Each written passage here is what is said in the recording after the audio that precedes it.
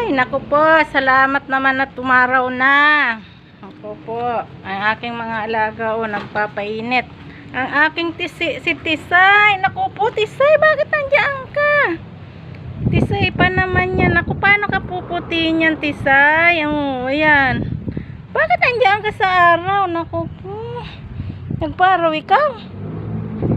Tisay ko yan paaraw. Naku po, nagsasunbathing pati si Max. Max, dito na alas 11 na. Ba't yan ka tutulog? Mainit pati mga manok. Ano nangyari?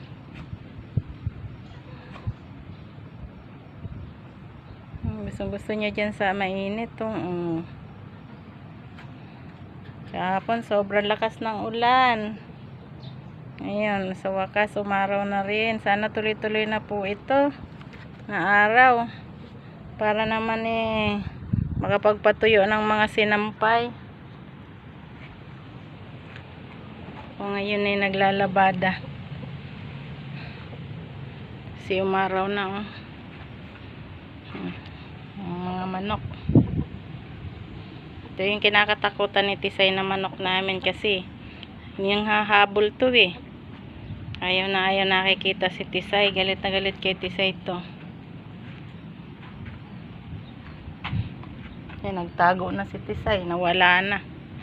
Nakita niya yan dyan ng manok ayan takot na naman. Pero si Max naku po si Max masayang masaya siya sa araw.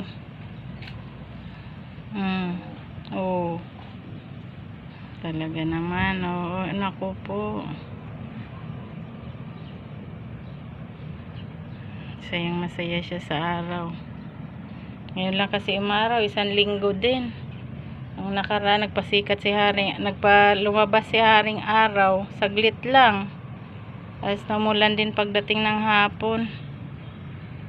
Kaya ngayon lang ni Tisay na inaanuhan ni Max ang ulan ay ang araw.